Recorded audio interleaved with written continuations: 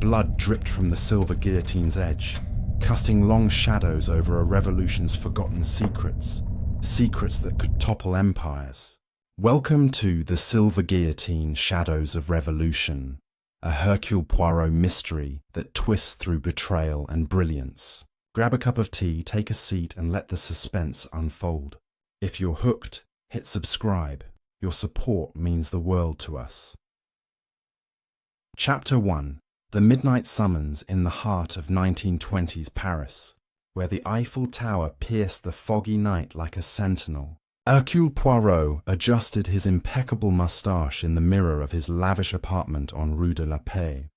The little Belgian detective, renowned for his grey cells and unyielding pursuit of truth, had just settled into a quiet evening with a tisane when a frantic knock shattered the silence. It was past midnight, and Poirot's valet, Georges, opened the door to reveal a dishevelled messenger boy, his cap askew and eyes wide with urgency. "Monsieur Poirot," the boy gasped, thrusting forward a sealed envelope. "This came by urgent wire from the prefecture. They say it's a matter of life and death, revolutionaries, a guillotine, and a vanished heiress." Poirot's eyes sparkled with intrigue as he sliced open the envelope with a silver letter opener. The note inside, scrawled in hasty French, read, "Come at once to the Château de Montfort. The silver guillotine has claimed another victim. Inspector Giraud awaits. Discretion imperative." Ah, Giraud, that bumbling French detective who always underestimated Poirot's methods. But a silver guillotine? Poirot's mind raced. The guillotine, symbol of the French Revolution, had long been retired from its bloody duties, yet whispers of secret societies reviving old terrors had circulated in the salons. He donned his overcoat, tipped his Homburg hat, and hailed a taxi into the inky night, the city's lights blurring like distant stars. The Château de Montfort loomed on the outskirts of Paris, a sprawling estate shrouded in mist and overgrown ivy, its towers echoing the ghosts of aristocratic excess. As Poirot's taxi crunched over the gravel drive, floodlights revealed a scene of controlled chaos. Police cordons, flashing lanterns, and uniformed officers milling about. Inspector Giraud, with his perpetual scowl and waxed moustache, strode forward to greet him. Or rather, to grunt a reluctant welcome. "Poirot, you meddlesome Belgian," Giraud barked. "I didn't request you, but the prefect insists. This is no puzzle for your little grey cells. It's cold-blooded murder." Leading Poirot through the grand foyer, adorned with faded tapestries depicting revolutionary scenes, Giraud explained the grim details. The victim was Comte Philippe de Montfort, a wealthy industrialist with ties to royalist sympathizers, found decapitated in his private study, but not by any ordinary blade. The instrument was a miniature guillotine, forged entirely of silver, its blade razor-sharp and engraved with revolutionary slogans like "Liberté, égalité, fraternité," or death. The device had been rigged to the Comte's desk chair. When he sat, a hidden mechanism triggered the fall. No fingerprints, no forced entry, and the only clue, a single red rose petal on the floor, scented with a rare perfume. Poirot knelt beside the body, his monocle glinting as he examined the scene. The Comte's head lay severed cleanly, his expression frozen in shock, eyes staring blankly at a portrait of Marie Antoinette on the wall. "Mon Dieu," Poirot murmured, "this is no random act. The silver guillotine, symbolic, non? A message from the past, revived in the present." He noted the room's opulence, crystal decanters, leather-bound books on French history, and a safe cracked open, its contents rifled through. Missing were the Comte's infamous family jewels, including a diamond necklace once belonging to the ill-fated Queen herself. But was theft the motive, or something deeper? As Giraud paced impatiently, Poirot interviewed the household. First, the widow, Madame Elise de Montfort, a striking woman in her 40s with raven hair and piercing green eyes, clad in a black silk gown. She dabbed at tears with a lace handkerchief, her voice trembling. Philippe was obsessed with the revolution, she confided. He collected artifacts, guillotines even. But enemies? He had many. Bolshevik sympathizers, who saw him as a capitalist pig, and old royalists, who accused him of betraying the monarchy for profit. Poirot nodded, detecting a hint of insincerity in her grief. Her alibi was attending a soirée in Paris, but witnesses were vague. Next, the Comte's daughter, the heiress Isabelle, a fiery 22-year-old with bobbed hair and a modern flair, who had mysteriously vanished hours before the murder. Servants whispered she argued with her father over her radical politics, rumors of her involvement with underground anarchist groups. She idolized Robespierre, the butler confided, and despised our family's wealth. Poirot's grey cells whirred. Could Isabelle have orchestrated this as a revolutionary statement? Then there was the valet, Henri, a shifty-eyed man with a scarred hand who claimed to have been in the kitchens. His story faltered under Poirot's gentle probing. I heard nothing, monsieur. Only the clock striking midnight. But Poirot spotted a speck of silver polish on Henri's cuff, matching the guillotine's gleam. Suspicion mounted. Venturing deeper into the chateau, Poirot discovered a hidden chamber behind a revolving bookshelf, filled with revolutionary memorabilia, faded pamphlets, a model Bastille, and letters hinting at a secret society called Les Ombres de la Révolution, Shadows of the Revolution. One letter, unsigned, warned the Comte. The blade falls on tyrants once more. Poirot pocketed it, his mind piecing together the puzzle. The silver guillotine wasn't just a weapon. It was a calling card, linking to unsolved decapitations across Europe, Berlin, Vienna, now Paris. As dawn crept over the horizon, painting the chateau in soft pinks, Poirot stepped outside for air. A gardener approached hesitantly, offering a tip.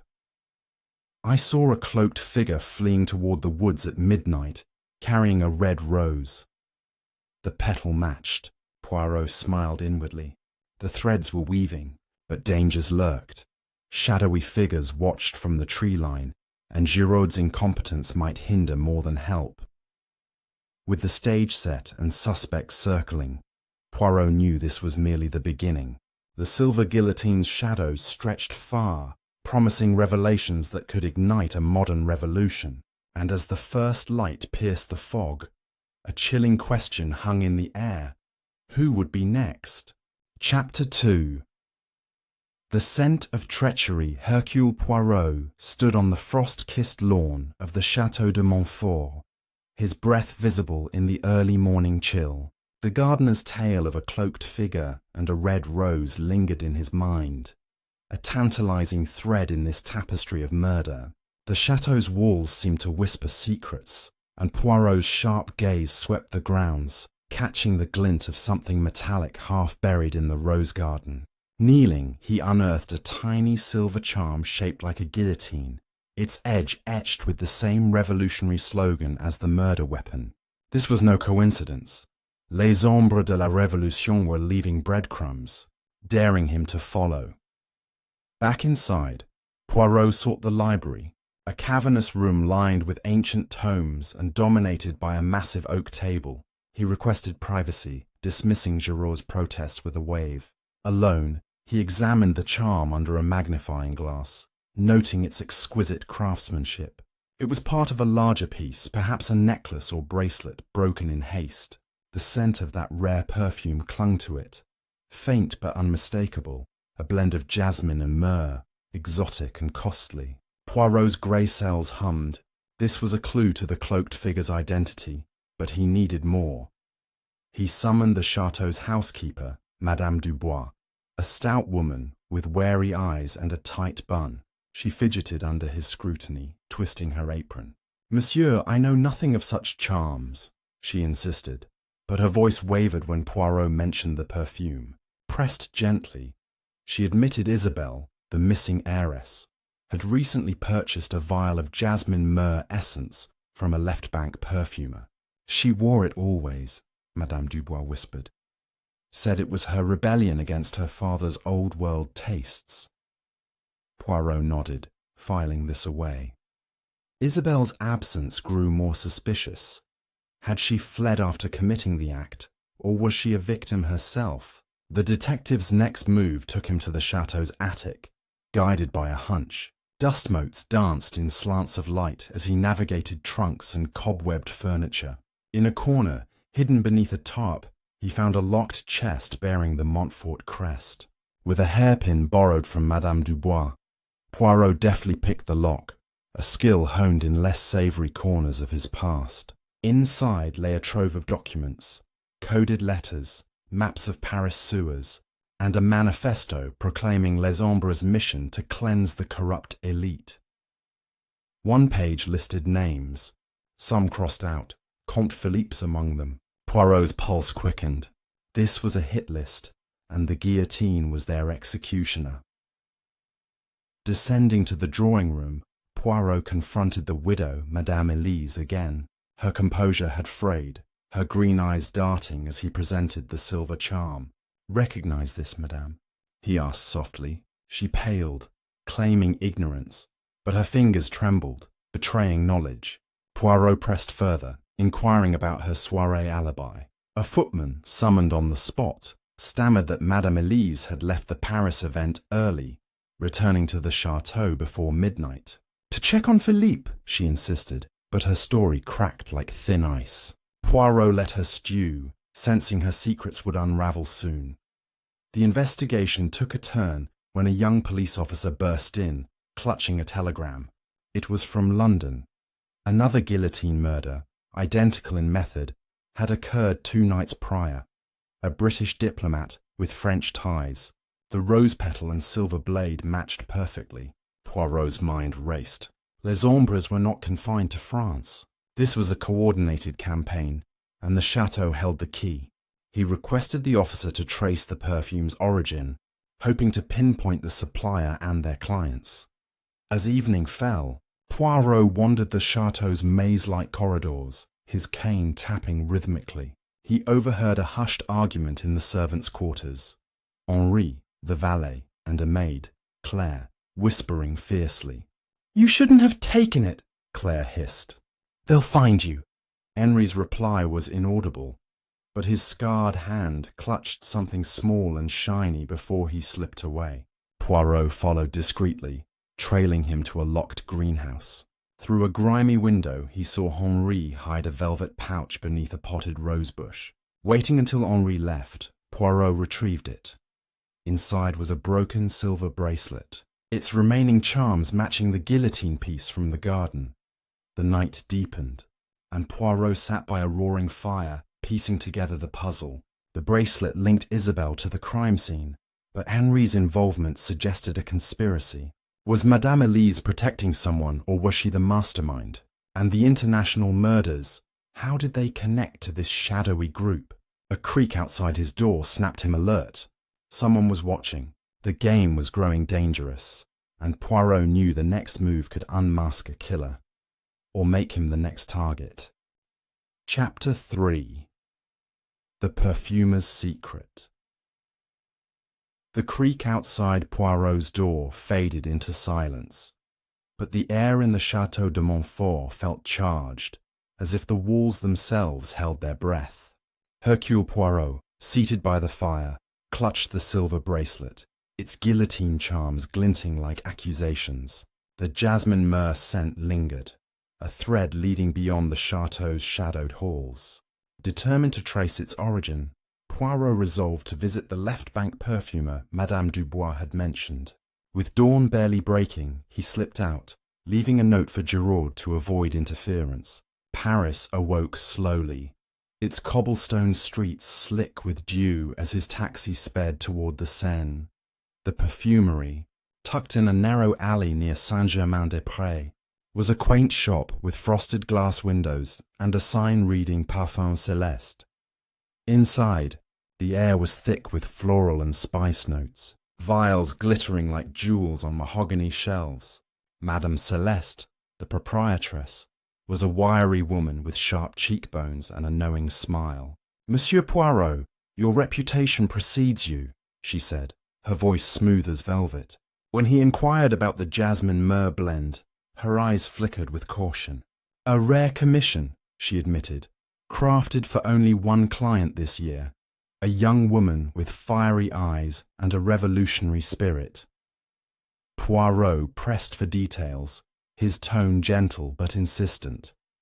Madame Celeste revealed the client had paid in cash, leaving no name, but had visited weeks ago, requesting a custom scent to mark a new era. She described a silver bracelet on the woman's wrist, adorned with guillotine charms, an exact match to Poirot's find.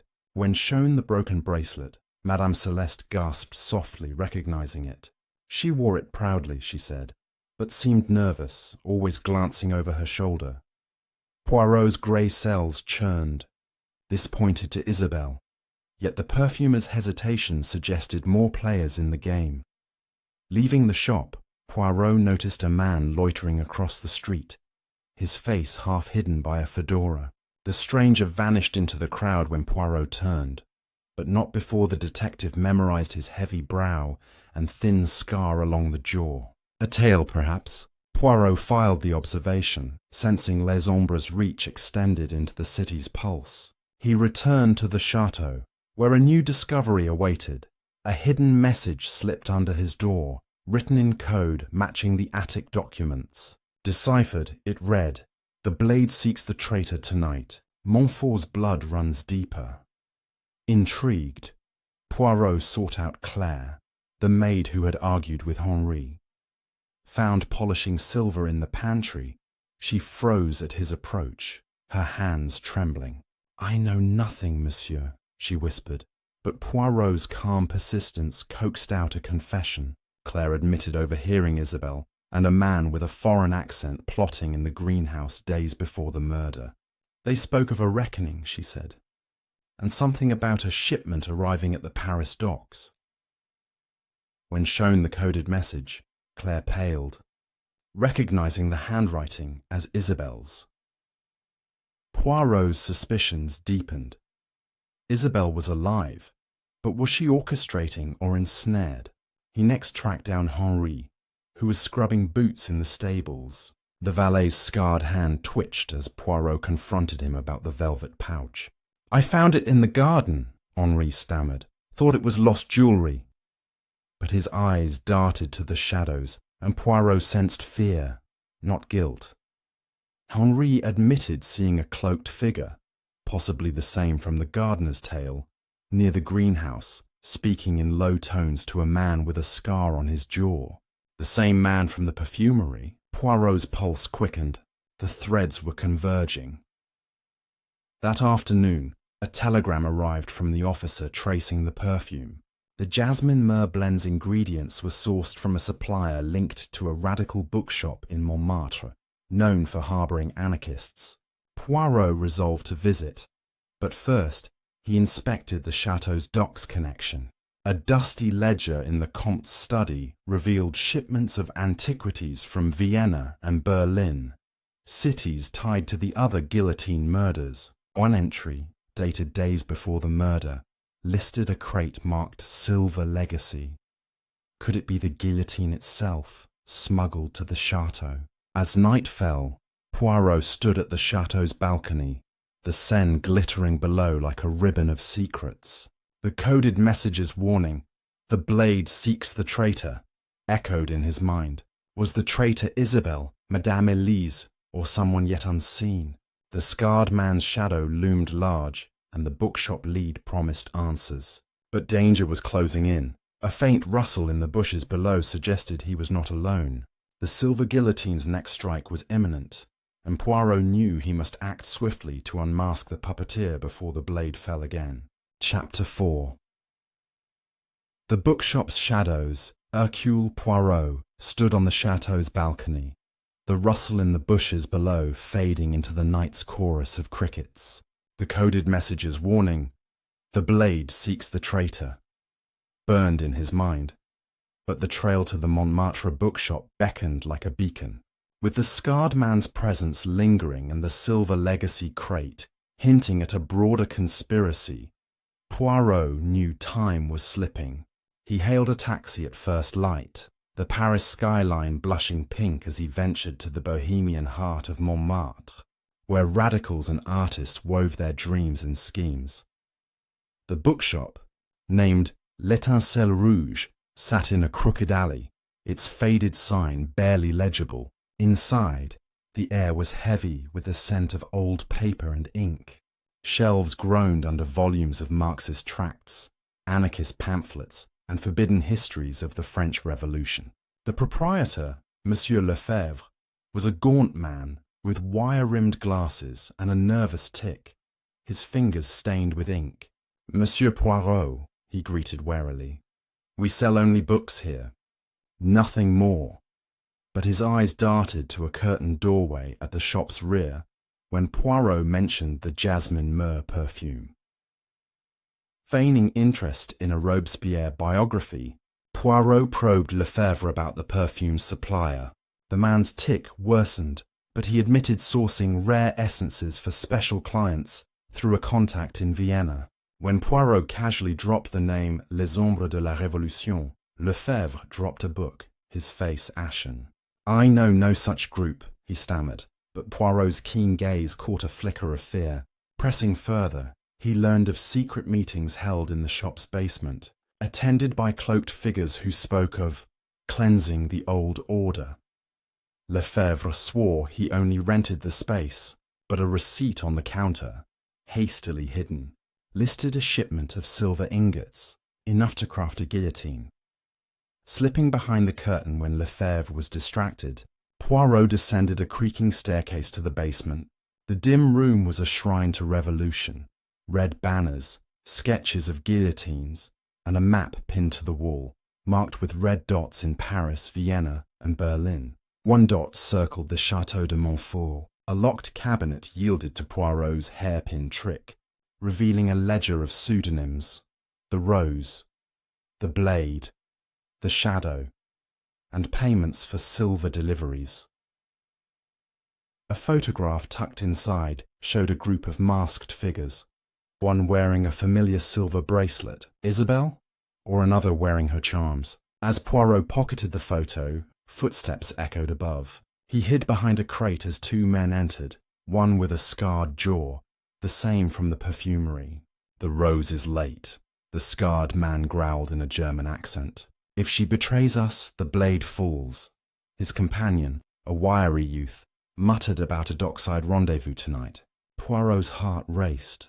The silver legacy crate was likely there. Slipping out undetected, he felt the net tightening. Les Ombres were planning their next move, and Isabelle, or someone posing as her, was central. Back at the chateau, Poirot confronted Madame Elise in the conservatory, where she tended roses with unnatural calm. He showed her the photograph, watching her reaction. Her fingers crushed a petal, but she denied knowing the group, insisting Isabelle's radical friends were harmless dreamers. Yet her eyes betrayed recognition of the scarred man. "You protect someone, madame," Poirot said softly. "But at what cost?"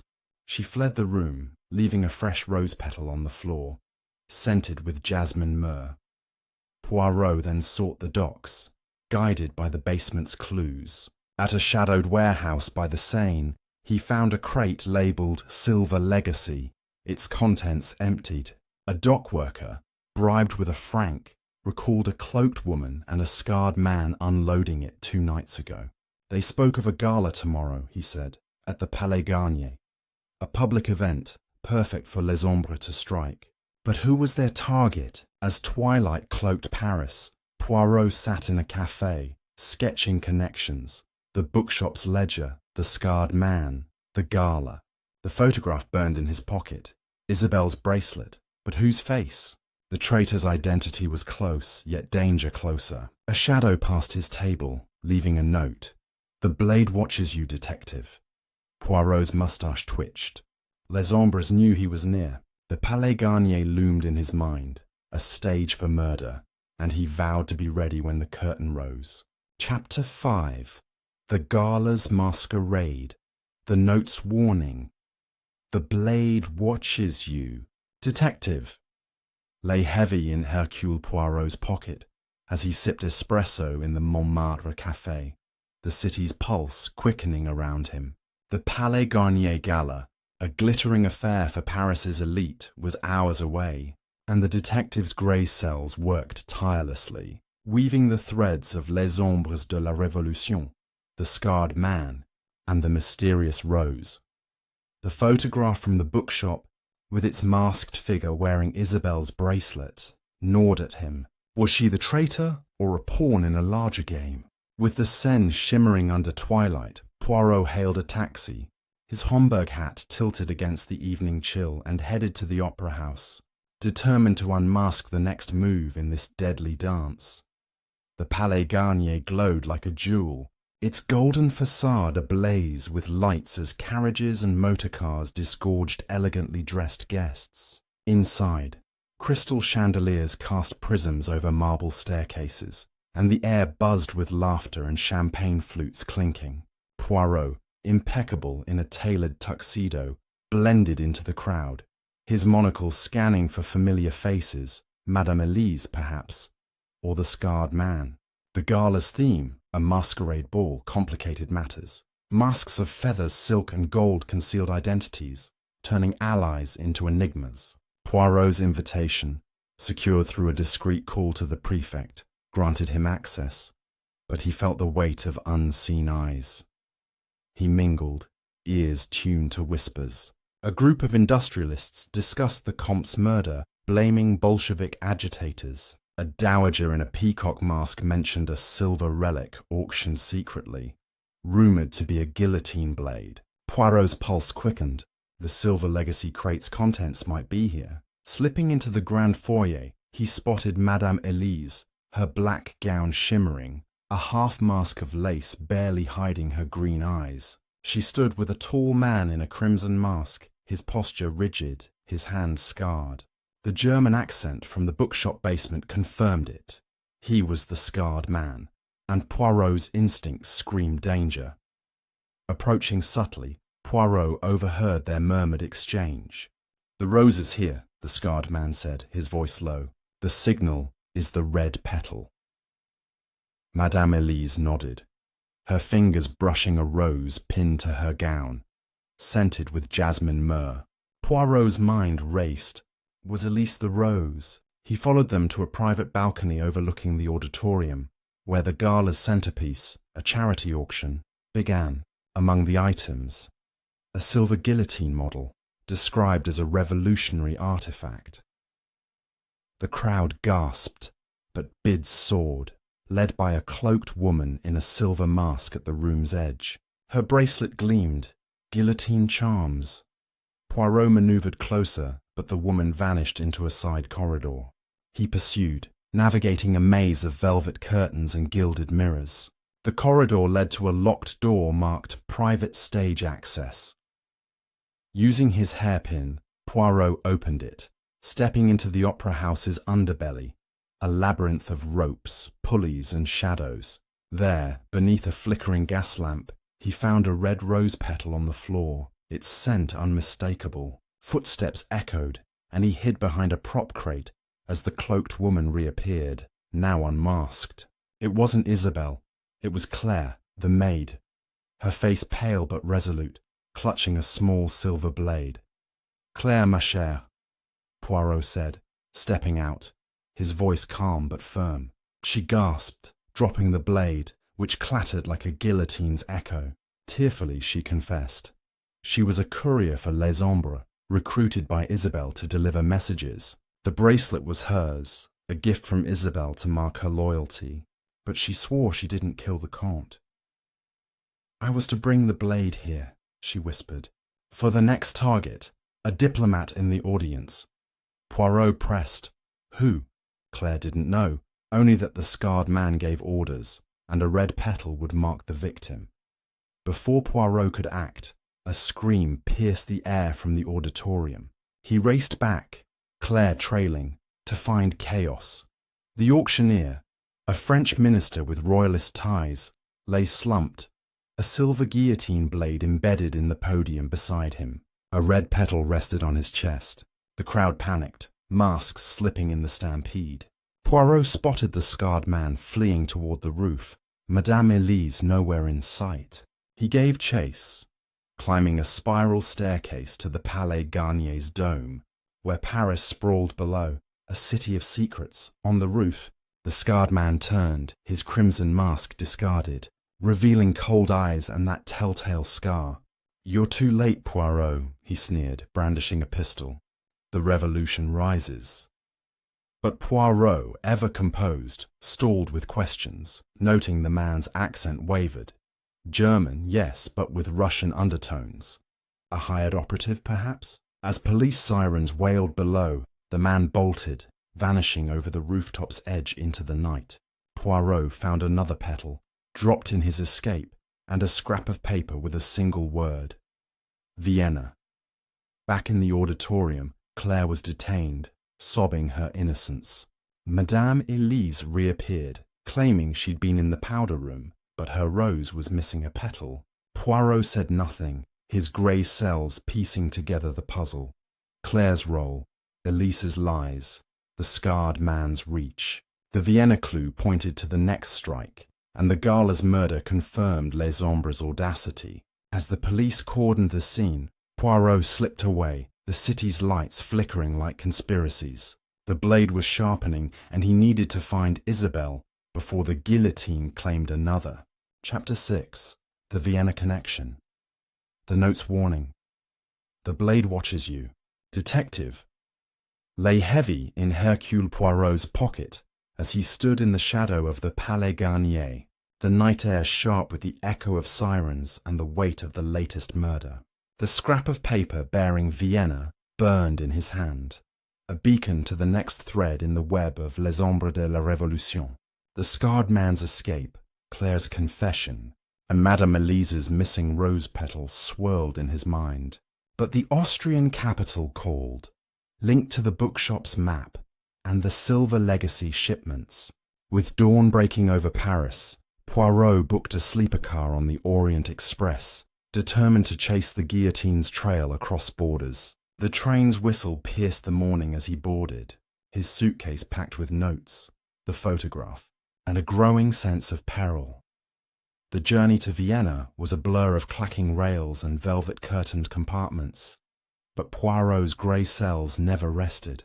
He studied the photograph from the bookshop, the masked figure with the guillotine bracelet haunting him. Claire's claim that it was hers, not Isabelle's, rang hollow. Too convenient. Perhaps a planted lie.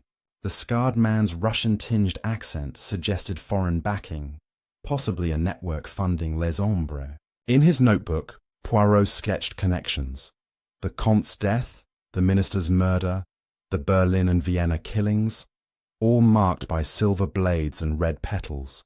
Vienna held answers, but also danger.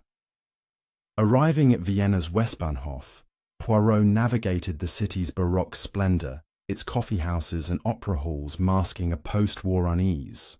He headed to the address from the bookshop's ledger, a discreet silversmith shop in the Stephansdom quarter.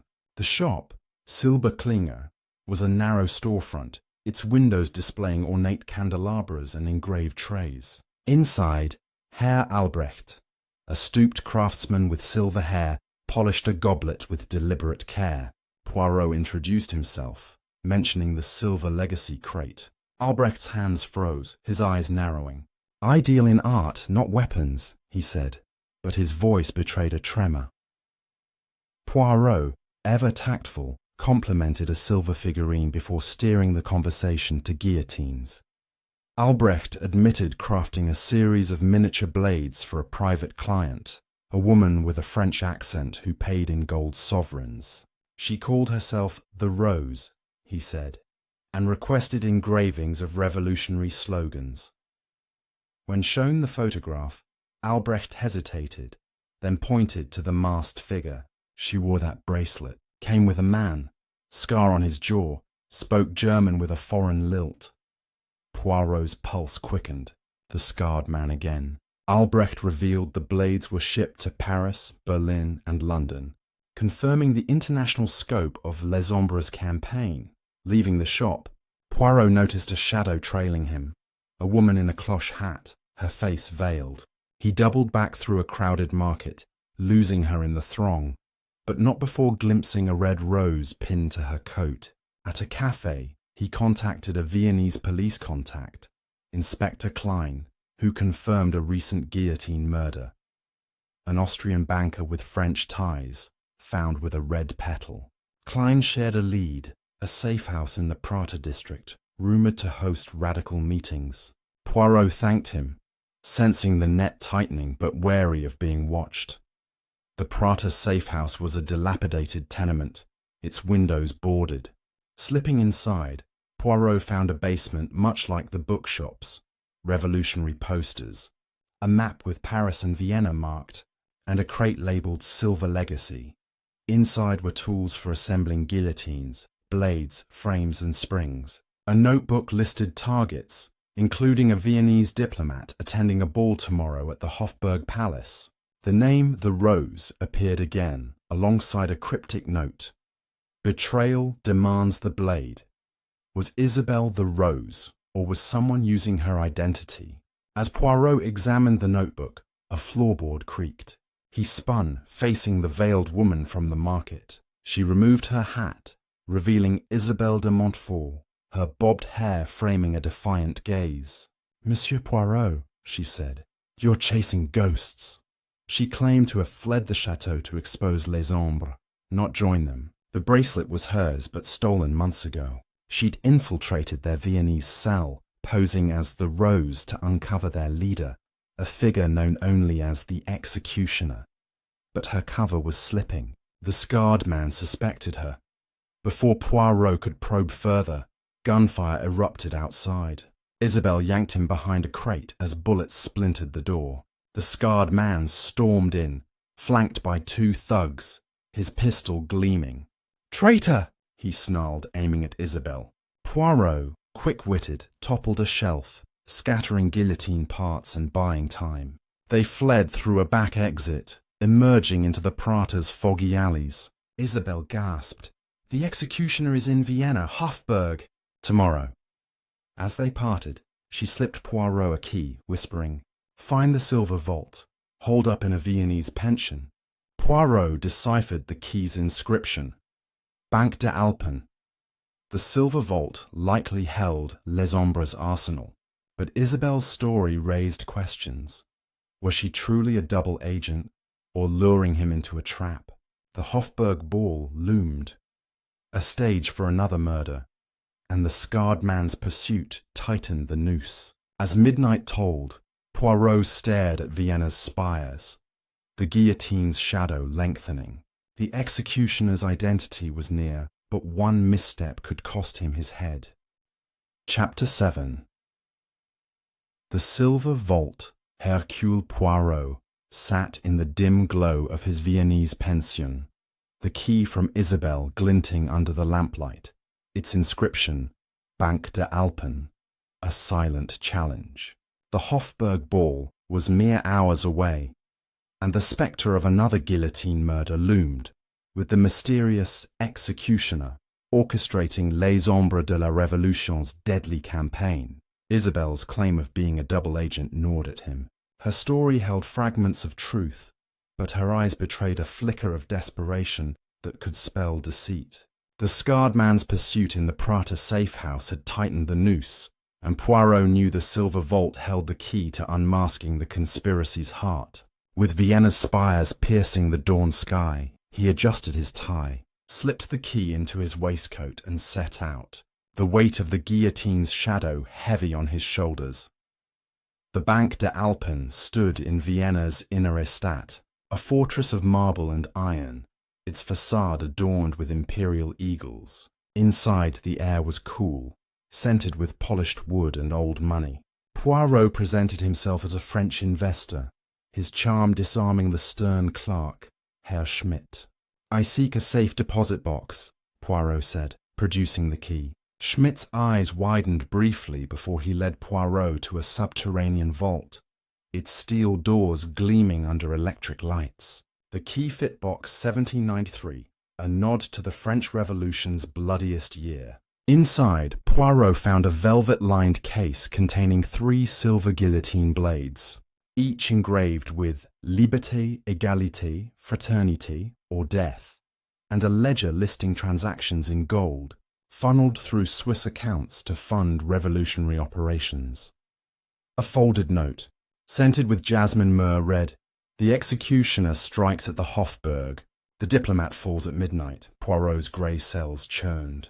The diplomat, likely the one from the Prater notebook, was tonight's target, and the Hofburg's grandeur would mask the killer's approach. But the ledger revealed more. Names of operatives, the blade, the shadow, and the rose, linked to payments for murders in Berlin, London, and Paris. One entry caught his eye, a payment to the Rose for Montfort delivery. Was Isabel complicit in her father's death, or was her identity stolen as she claimed? The note's perfume pointed to her, yet Claire's bracelet and Madame Elise's evasions muddied the trail. Poirot pocketed the note, leaving the blades to avoid alerting Les Ombres, and exited the bank, sensing a shadow trailing him through Vienna's bustling streets. He stopped at a cafe to meet Inspector Klein, the Viennese policeman, sharing the vault's findings over strong coffee. Klein's face darkened. The diplomat is Herr von Richter, a vocal critic of radical movements, attending the Hofburg ball with French and British envoys. He promised extra security, but admitted Vienna's police were stretched thin after recent unrest. Poirot, wary of leaks, withheld Isabel's name, but urged Klein to watch for a red rose petal, a signature of Les Ombres. As they parted, Poirot spotted the veiled woman from the market again, her cloche hat low, a red rose pinned to her coat. She vanished into an alley, but not before dropping a matchbook from a Viennese club. Der Rote Stern. Poirot tucked it away, its significance unclear, but ominous. The Hofburg Palace glowed that evening, its chandeliers casting a golden haze over waltzing couples and diplomats in tails. Poirot, in a borrowed evening suit, navigated the crowd, his monocle scanning for Herr von Richter, a stout man with a white beard, laughing near the ballroom's centre. Madame Elise was absent, but Poirot spotted Claire, released from custody, serving drinks in a maid's uniform, her eyes darting nervously. Was she still a courier or something more? The scarred man was nowhere in sight, but a young woman in a silver gown caught Poirot's attention. Her bracelet gleamed with guillotine charms, and a red rose adorned her hair. Not Isabel, but her resemblance was striking.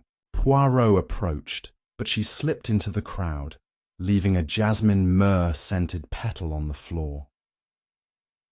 Following her trail, Poirot entered a side gallery, its walls lined with Habsburg portraits. There, hidden behind a tapestry, he found a concealed door, ajar. It led to a service corridor where he overheard whispers. Von Richter at midnight. The executioner's orders. The voice was female, French accented, not Isabel's, but familiar. Peering through a crack, Poirot saw the silver-gowned woman with a man in a black mask, his jaw scarred. The scarred man again, now with a new ally. They discussed a rigged chandelier, its cables tampered to fall on von Richter during his speech. Poirot's heart raced. The guillotine was symbolic, but the chandelier was the weapon. He doubled back to warn Klein, but a commotion erupted. Claire, screaming, pointed to a balcony where a cloaked figure aimed a pistol at von Richter. Poirot shouted, drawing attention, and the figure fled, dropping a red petal. Klein's men secured the ballroom, but the chandelier creaked ominously. Poirot, with a footman's help, climbed to the rigging, finding a guillotine blade wire to sever the cables. He disarmed it just as von Richter began his speech, the crowd oblivious to the near disaster. But the silver-gowned woman was gone, and Claire vanished in the chaos. Outside, Poirot found Isabel waiting in a shadowed courtyard, her face pale. "I tried to stop them," she whispered, handing him a coded letter. "The executioner isn't here, it's a distraction. The real strike is in Paris, tomorrow." The letter, decoded, named a French senator as the next target, linked to the Montfort jewels. Poirot's mind reeled. Was Isabelle leading him back to Paris, or into a trap? The scarred man's escape, the silver-gowned woman's role, and the vault's ledger pointed to a mastermind still hidden. As Vienna's clocks struck 11, Poirot booked a return train, the guillotine's threat sharper than ever. The executioner's shadow loomed, and Paris awaited, its secrets ready to bleed. Chapter 8. The senator's shadow, the Orient Express, rattled through the night, its rhythm a counterpoint to Hercule Poirot's racing thoughts as he left Vienna behind. The coded letter from Isabelle, naming a French senator as the next target of Les Ombres de la Révolution, lay heavy in his pocket, its ink seeming to pulse with urgency. The Hofburg ball's near disaster, the silver vault's revelations, and the elusive executioner wove a tapestry of treachery that stretched from Vienna back to Paris. Isabelle's claim of working against Les Ombres rang with conviction, yet her sudden reappearance and the jasmine myrrh-scented clues kept Poirot wary. Was she a saviour or a siren luring him to ruin? As dawn painted the French countryside gold, Poirot disembarked in Paris, his moustache twitching with resolve to unmask the mastermind before the guillotine fell again.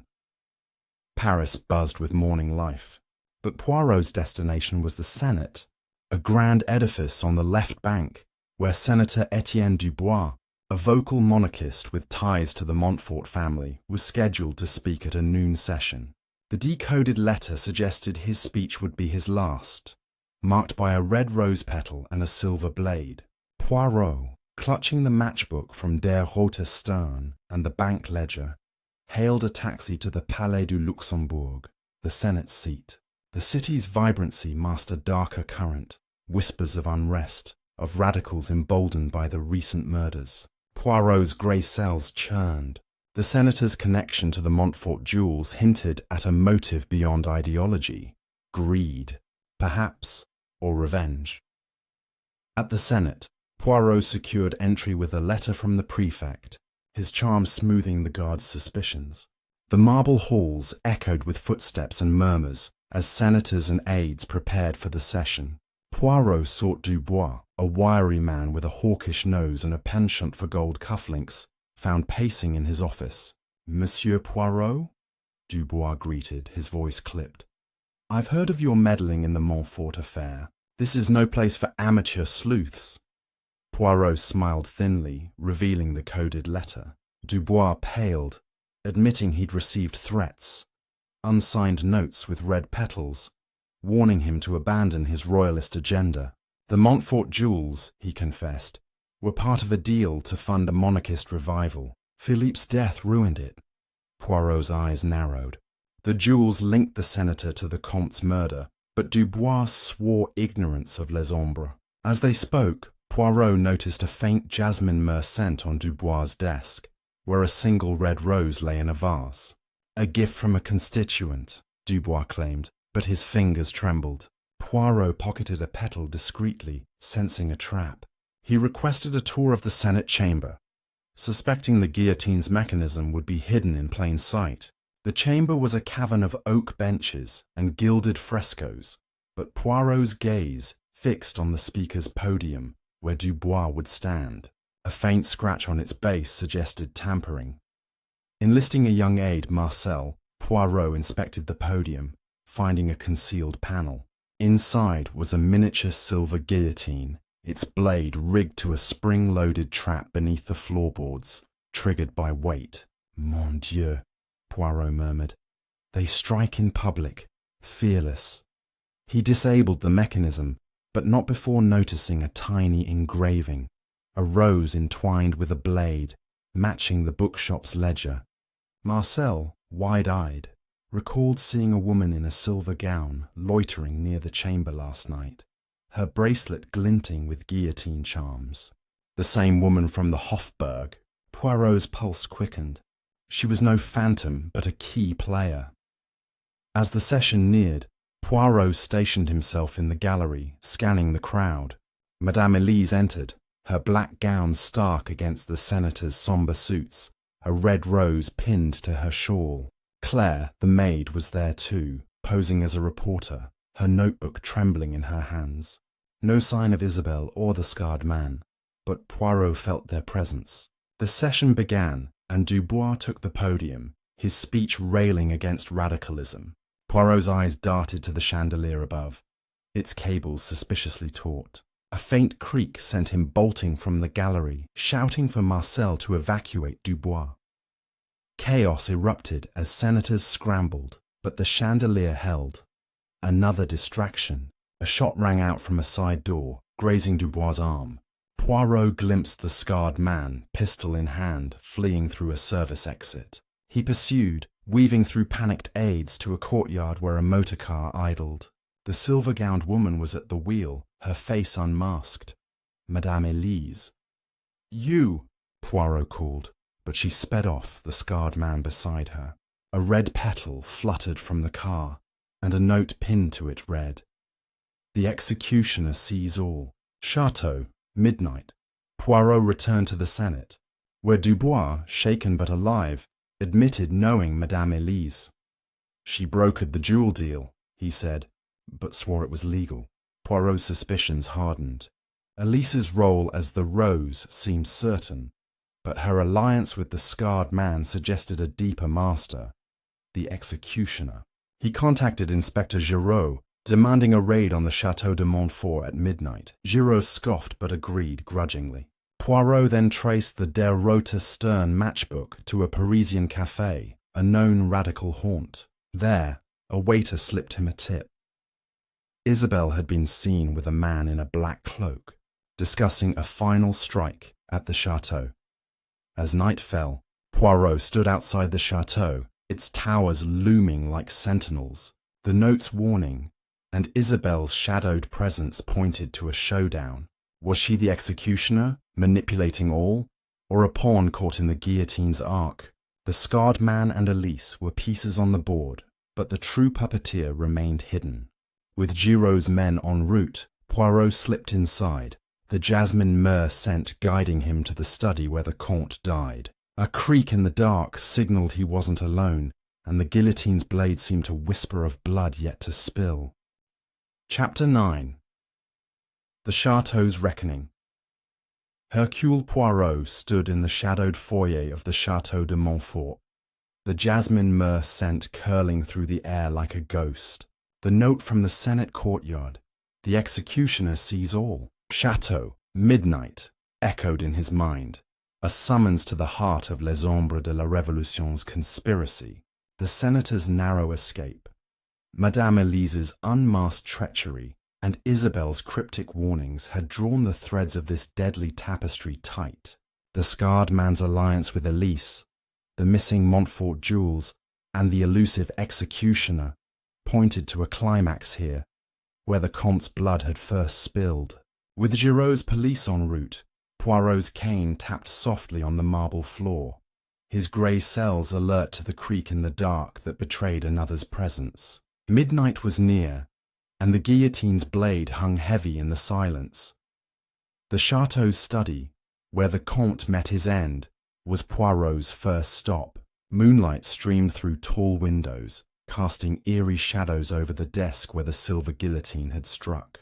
He examined the room anew, noting a faint scratch on the floor near a bookcase. Pressing it, he revealed a hidden panel, not the one from before, but a new compartment containing a leather-bound journal. Its pages detailed the Montfort jewel's history. A diamond necklace, once Marie Antoinette's, smuggled through generations, now funding a monarchist plot. A final entry in the Comte's hand read, "Elise betrays us. The rose is false." Poirot's pulse quickened. Elise, not Isabelle, was the Rose, manipulating the conspiracy for her own gain. Footsteps echoed in the corridor, sharp and deliberate. Poirot slipped behind a curtain as Henri, the valet, entered, his scarred hand clutching a velvet pouch. He knelt by the fireplace, prying loose a stone to hide the pouch, likely the jewels. Poirot stepped out, startling Henri. "Monsieur!" The valet gasped, dropping the pouch, diamonds spilling like stars. Under Poirot's gentle but relentless questioning, Henri confessed. Elise had coerced him to steal the jewels after the Comte's death, promising him a share. She said Les Ombres would protect me, he stammered. But I heard her with the scarred man. They plan to kill again tonight. The target? Unknown, but the chateau was the stage. Poirot sent Henri to alert Giraud's men, stationed outside, then followed the jasmine myrrh trail to the ballroom, its chandeliers dim, its mirrors reflecting moonlight. There, Isabelle stood, her bobbed hair glinting, a red rose in her hand. Monsieur Poirot, she whispered, I'm no traitor. Elise framed me, stole my bracelet to cast suspicion. She revealed overhearing Elise and the scarred man plotting to eliminate a final obstacle, a witness to their jewel theft, hidden in the chateau. Poirot's eyes narrowed. Her story aligned with the journal, but trust was a luxury he couldn't afford. A sudden crash from the upper floors sent them racing to the attic, where the revolutionary relics had first surfaced. The room was in disarray, crates overturned, and a figure in a black cloak stood over Claire, the maid, bound and gagged. The figure turned. Madame Elise, her face a mask of cold fury, a silver guillotine blade in hand. You're too late, Poirot, she sneered, the jasmine myrrh scent overwhelming. The executioner's work is done. But Poirot, calm as ever, noted her trembling grip. Madame, you are the rose, not the mastermind, he said. Where is the executioner? Elise laughed, but her eyes darted to the shadows, where the scarred man emerged, pistol drawn. Enough games, he growled, his Russian-tinged accent thick. He revealed himself as Victor, a mercenary hired by a hidden leader to orchestrate the murders. The executioner, he claimed, was a myth, a figurehead to inspire fear. But Poirot's grey cells rejected this. The precision, the funding, the international scope screamed a singular mind. As Victor raised his pistol, Isabelle lunged, knocking it aside, and Poirot tripped him with his cane, sending him crashing into a crate. Giraud's men stormed in, alerted by Henri, subduing Victor. Elise tried to flee, but Poirot blocked her, holding up the journal. Your betrayal is exposed, madame, he said. She spat, admitting to orchestrating the Comte's death to seize the jewels, using Les Ombres as a cover. But she swore the executioner was real, a shadowy financier who supplied the silver blades and gold. Check the Paris docks, she hissed. The final shipment. Claire, freed, confirmed Elise's role but knew nothing of the executioner, only that Isabelle had tried to save her. As Elise and Victor were led away, Poirot found a coded note in Victor's pocket, matching the bookshop's cipher. Decoded, it read, Executioner's orders. Eliminate the witness. Deliver jewels. Docks at dawn. The witness, Poirot realized, was Claire, who'd seen Elise's theft, but the executioner's identity remained a shadow, pulling strings from afar. The docks loomed as the final stage, and Poirot knew the guillotine's arc wasn't complete. With Isabelle at his side, her loyalty still uncertain, he prepared to face the dawn, the true mastermind within reach, or poised to strike. Chapter 10. The blade's final arc. The Château de Montfort loomed silent as Hercule Poirot stepped into the pre-dawn mist. The coded note from Victor's pocket. Executioner's orders. Eliminate the witness. Deliver jewels, docks at dawn, burning in his mind. The arrests of Madame Elise and Victor had unravelled part of Les Ombres de la Révolution's web. But the true mastermind, the executioner, remained a shadow. Isabelle's insistence on her innocence, Claire's role as a witness, and the Montfort jewels' dark history pointed to a final confrontation at the Paris docks. With Inspector Giraud's men trailing, Poirot, accompanied by Isabelle, hailed a taxi, the city's lights fading as they sped toward the Seine's edge. The guillotine's threat hung heavy, and Poirot's grey cells raced to unmask the puppeteer before the blade fell one last time. The docks were a maze of crates and cranes, shrouded in fog, the river's murmur mingling with distant ship horns. Poirot and Isabelle crept through the shadows, guided by the note's mention of a final shipment. Near a warehouse marked Import d'Autriche, they spotted a crate labelled Silver Legacy, its lid ajar. Inside gleamed a silver guillotine, larger than the others, its blade etched with the familiar revolutionary slogan. A velvet pouch beside it spilled diamonds, the Montfort jewels, glittering like captured stars. Poirot's eyes narrowed. The jewels were bait, the guillotine a trap. A faint jasmine myrrh scent lingered, but no red petal yet, Isabelle whispered. This is where Elise said the executioner would collect. Before Poirot could respond, a figure emerged from the fog. A man in a black cloak, his face obscured by a wide-brimmed hat. Not the scarred victor, but someone new, his movements precise, authoritative. Poirot signalled Isabelle to stay hidden, stepping forward. "Monsieur, the game ends here," he said, his voice steady. The man froze, then laughed, a low, cultured sound. "Monsieur Poirot, your persistence is admirable," he said, removing his hat to reveal Senator Etienne Dubois, his hawkish features sharp in the dim light. Poirot's mind clicked. Dubois, the monarchist senator, was the executioner. The coded letter, the jewel deal, the threats, all orchestrated by him. "You used Les Ombres as a facade," Poirot said, "to eliminate rivals and secure the Montfort jewels for your cause." Dubois smirked, admitting he'd funded the silver guillotines, exploiting radical fervour to mask his greed. Elise, the rose, was his pawn, manipulating Victor and framing Isabelle. Claire, the witness, had seen Dubois at the chateau, forcing him to order her death. The international murders, Berlin, Vienna, London, were distractions to destabilise monarchist opposition, ensuring his control over the jewel's wealth. But Isabelle's role puzzled Poirot. "And mademoiselle?" he asked, glancing at her. Dubois sneered. "She was my unwitting tool, her radical ideals a perfect cover." Isabelle, emerging from the shadows, shook her head, tears in her eyes. "I thought I was fighting for justice," she said, "but you used my bracelet, my perfume, to frame me." She'd infiltrated Les Ombres to expose them, unaware Dubois was the mastermind. Poirot nodded, her story now aligning with the journal's truth and Elise's confession. Dubois drew a pistol, but Poirot, anticipating, had signalled Giraud's men, who surged from the fog, disarming him. As Dubois was cuffed, he spat. "The jewels are mine, Marie Antoinette's legacy." Poirot shook his head. "Non, monsieur, they are a curse, stained with blood."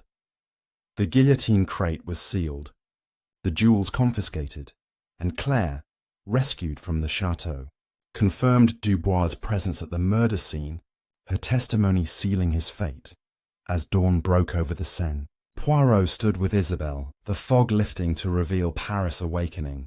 Elise and Victor faced trial, their roles as pawns clear. Henri, the valet, was cleared, his theft coerced by Elise.